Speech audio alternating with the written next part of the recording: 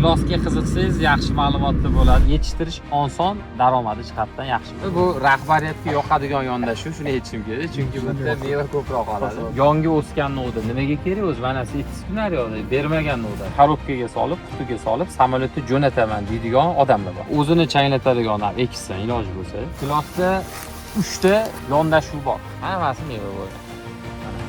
Gilosga qiziqsangiz, yaxshi ma'lumotlar bo'ladi. Videoni oxirigacha ko'rasiz. Samarqanddamiz va Jamshidagi Bilol Garden bog'idamiz.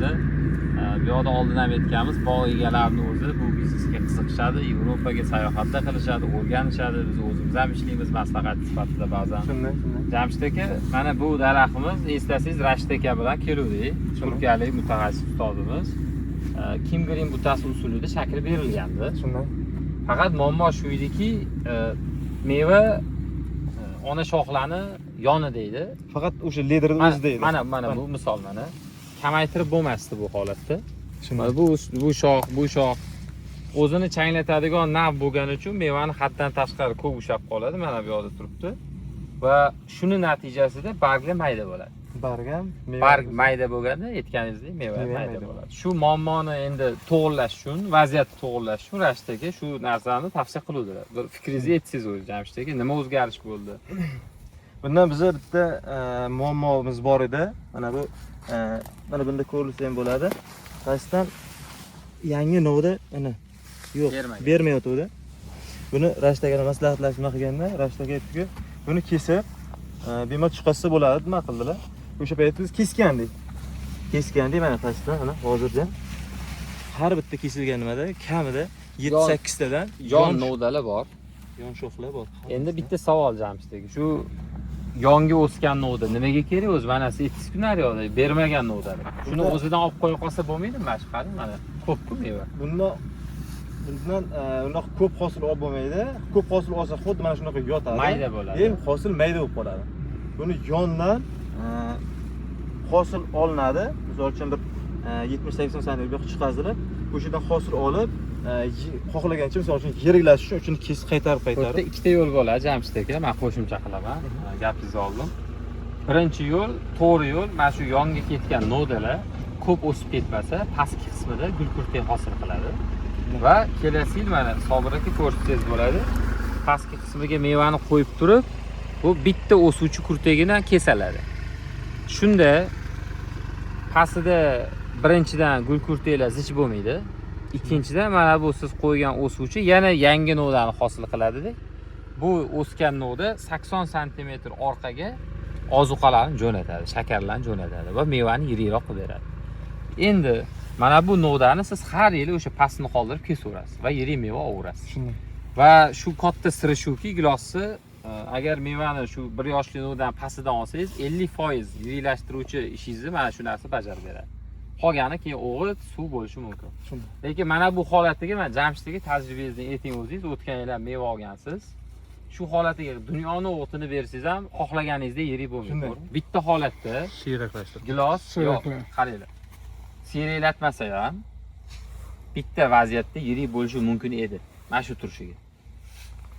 Dengiz sathidan 2000 metr balandlik joyda turgan bo'lsangiz, tog'da turgan bo'lsangiz, Baxmalda bo'lsangiz, yo bir Urgutni tog'li qismimi, bir Samarqandni tog'li qismlarida bo'lsangiz, navi gullashdan pishishgacha bo'lgan davr cho'zilishi. Cho'zilganda shu holatida ham yirik bo'ladi. Nega desangiz, mana bu barglarni ishlash vaqti uzayadi. Maydoni kichkina, lekin vaqti ko'p bo'ladi. Shu. Ya'ni tog'da gilos ekish ustunligi bu. Nima o'zgarish, nima farq oldingisidan? Oldingisidan mana hozir ko'rilganda yon shox yo'q edi. Mana biza buni o'sha 2 metr qilib kesdik. Uni masalan 1 metrdan kesgan bo'lsa, 2 metrdan kesdik, lekin buni mana bu yerda bo'sh joy bor. Mana bu yerda bo'sh joy bor, lekin past qismida bundan ham novda bergan. O'zi mana shunisi menga yoqib turdi. Ya'ni bel baravar novda berganda. Shunday. Men hozir tasavvurim shunaqa ediki, buni baland kessangiz, bu yoqdan novda beradi. Bu yoq bo'sh qoladi. Teskarisi bo'pti, bu yaxshi bo'pti. Yaxshi. Xo'p, endi sizni o'zingiz fikringiz, bundan ketasizlarmi, narigindan ketasizlarmi? Biza nima, qaysi yo'l yaxshiroq deb o'ylaysiz? Biz hozir bundan ham nima ko'rmoqchi biza. O'zimiz misol uchun sinovga ko'rmoqchimiz. Agar mana shu agar keyingi yilga mana shu joydan agar shox beradigan bo'lsa agar bu ham yomon emas. To'ppa to'g'ri, bu rahbariyatga yoqadigan yondashuv, shuni aytishim kerak, chunki bu yerda meva ko'proq qoladi. To'g'ri. Endi bog' egasi bo'lsangiz, balki sizdan balandroq, men umuman kesmagan bo'lardim. Yuramiz, mana shu sal yuraylik, o'sha yerda egilgan, mana e'tibor berilsa, Sobir aka qarang. Hammasi meva bo'lgan. Mana. Barg mayda lekin. Endi shunda ham baribir yana bitta fikr bor, Jamshid aka. Gilosda 3 ta yondashuv bor. Yirikligiga, sotuvga kelganda. Birinchisi yumshoq gilosni ham korobkaga solib, qutiga solib, samolyotda jo'nataman deydigan odamlar bor. Bu bitta guruhda. Ikkinchi guruh odamlar bor, 5 gektar, 10 gektar gilos ekaman. Yirik bo'lsin, 26 plus, 28, 30, 32 bo'lsin deydigan odamlar bor. Uchinchi toifa odamlar bor. Katta plantatsiya qiladi. Bizga tavsiya qilmaydigan, misol uchun Sweetheart navi bor. Yoki mana shu skinani ham issiqroq bo'lgan joyga tavsiya qilmaymiz. Lapins bor. Bularni Kim Green butasi usulida tarbiya qilaverishadi. Mana farqi yo'q. Mana shu usulda tarbiya qilinadi. Minimum 22-24 gilos bo'ladi. Katta hajmda Rossiyani o'rta miyona supermarketlariga sotishadi. Bu 3-guruh. Bularni faqat muhim joyi bularda saralash liniyasi bo'ladi odatda. Ikkinchidan katta maydonlarga ekishadi ular. Ya'ni bunaqa 22-24 gilosni 5-10 gektar maydonga emas, bir 100 gektar, 150 gektar gilos bog' bo'ladi. U yerda qiziq emas, yirik bo'lishi. U yerda hajm bu. Ya'ni xato emas-da, u sizni yonda nima xohlashingizga bog'liq demoqchiman. Bu boshqa narsa. Bu men nimaga o'xshatdim, bilasizmi? Summitga o'xshatdim. Summit degan nima bor? Summit mana qarang. Yurak simon bo'ladi, uchli. Yirik, yumshoq gilos. Endi yumshoqligi yana aytilgandek, qutiga solib kar samolyotga jo'natsangiz qiziq emas. Nordon bo'ladi. Ichki bozorda yeyish qiyin, lekin chetda yeyilaveradi. Xo'p, keyin mana bu yerda ko'rsanglar bo'ladi. O'zini changlatmaydigan nav bilan o'zini changlatadigan navi ana shu joyda farq. Mana shu hozir borib turib, mana keling, Jamshid aka, mana shu yerda ko'rdingizmi? Men bormi ko'rsam? Mana, qani bormi shu narsa? Yo'q. Ko'rdingizmi? Endi bizani hozirgi gilos ekadiganlarga tavsiya shunaqaki, Jamshid aka, o'zini changlatadigan nav eksin iloji bo'lsa va to'g'ri shakl bersin. To'g'ri shakl. Nimaga bu tavsiya berilyapti? O'zini changlatadigan nav ob-havoning injiqliklariga chidamliroq, ya'ni mana ko'rib turibsiz, yaxshiroq soladi. Bunaqa solmaydi. Meva bor, bitta anaqani oldingiz, yutuq bu. Ikkinchi masala, agar noto'g'ri shakl berib qo'ysangiz, ko'p meva solib mayda bo'lib qoladi.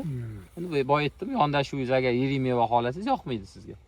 Shu vaziyatda u boya qaytarib yubordik-ku biz. Agar kimdir KGBda yurib qo'ygan bo'lsa, qaytarishi mumkin. Noldan kelayotganlar, noldan o'zi yonshoq chiqarish mumkin bo'lgan usullar bor. Namanganda ko'rgandirsiz, Sanjar aka bilan o'zbek butasi deb nom berganmiz-ku, ispan butasiga o'xshashroq, faqat bizda bitta-ikkita kesish boshqacharoq. Gilos eksinmi? Gilos eksin, shu faqat iqlimiga qarab, joyiga qarab, qiziqishga qarab, nimaga mehr kuchli bo'lsa, shunga yurish kerak. Sortdan iqlimdan keyin. Shunday. Bitta savol sizga. Sizlarda mana olma bor, nok, shaftoli, gilos, to'g'rimi? Shunday. 4 ta meva turibdi. O'zingiz qaysi birini tavsiya qilasiz odamlarga? Yetishtirish oson, daromadi jihatdan yaxshi bo'ladi. Gilos. Gilos tavsiya qilasiz. Gilos bog'ish turibmiz. Bu Umar aka, Kamol aka, sizlarga ham yaxshi signal. Tavsiya qilaman. Gilos bo'lish kerak bizda kelajakda. Bu hududlar men kuzatuvim, shaftolini nisbatan kamroq sovaveradi. Gilosni deyarli urmaydi. Shunaqa joylar bor. Toshkentda misol uchun shaftoli sizlarda agar 50% hosil qolsa, u yerda 10% qoladi. Ya'ni farq bor. Samarqand nisbatan baribir sovuqdan himoyalangan joy ekan, meni kuzatuvimga ko'ra.